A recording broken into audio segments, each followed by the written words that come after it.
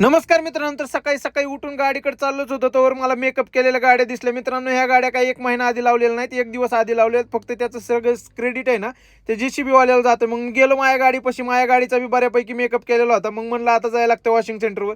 गेलो वॉशिंग सेंटरवर. मग काय जिंदगी झंड झालेली होती अशीच. आता तिथं गेल्यावर बी झाली, कारण तिथं गेली होती लाईट.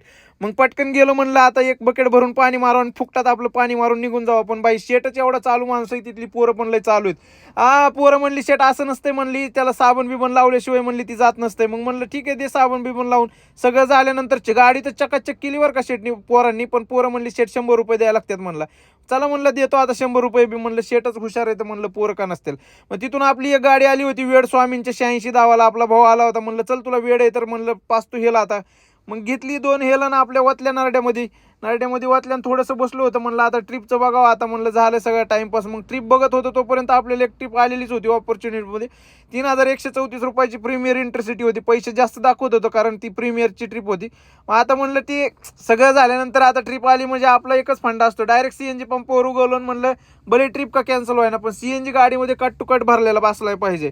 मग तिथून गेलो. आपल्या गाडीमध्ये नायट्रोजन पण बरेच दिवस झाले चेक केलेलं नव्हतं. मित्रांनो, तुम्ही पण जर आउट स्टेशन करत असाल तर नायट्रोजन भरत जावा मित्रांनो, कारण टायर गरम होत नाही जास्त जरा.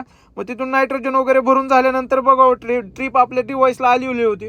मग ट्रिप डिवाइसला आलेली होती. म्हणलं लोकेशन लावून बघावं किती किलोमीटर आहे. 14 मिनिटं लागत होते, 5-6 किलोमीटर होती. मग तिथून गेलो, सगळं काम वगैरे आवरून आपलं गेलो ॲड्रेसवरती. त्यांच्या ॲड्रेसवरती गेलो आणि त्यांना कॉल केला. मॅडम म्हणले येते 5-10 मिनिटात. 5-10 मिनिटात येते म्हणल्या, पण काय झालं माझा अपेक्षाभंग झाला, कारण मॅडम आल्याच नाही. मॅडम आल्या नाही कारण त्यांची दुसरीच फॅमिली आलेली होती. तर ठीक आहे म्हणलं, चला आपल्याला जायचंच आहे, असं बी मॅडम काय येऊ नाही तर नाही येऊ म्हणलं. मग तिथून गेलो मी फूड कोर्टला गेल्यानंतर तिथं वॉशरूमला जाऊन आल्यानंतर एक मित्र असा परेशान झालेला होता माझ्यापाशी आला. म्हणला भाऊ तुझी चावी देतो का 2 मिनिटं, माझ्या गाडीचं लॉक उघडायचं. अरे म्हणलं काय झालं भाऊ. म्हणला अरे गाडीच लॉक झाली म्हणलं, गाडीमध्येच चावी राहिली. गेलो जाऊन बघावं. म्हणलं हो का हीच गाडी आहे बघा. बिचारीची गाडी लॉक झाली होती, चावी आतमध्ये. मित्रांनो, तुम्ही काळजी घेत जावा, असं काही करत जाऊ नका. तुम्हाला चावी पण दाखवतो हो का, सीटावर चावी ठेवली तो वॉशरूमला गेला आणि गाडी लॉक झाली बघा.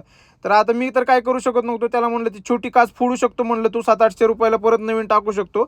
आता त्याला सांगितलं आणि मी निघालो. म्हणलं पुढं आपल्याला जायचं आहे, कारण मला भरपूर अंतर काटायचं होतं आणि पूर्ण ट्रॅफिकच लागणार होतं.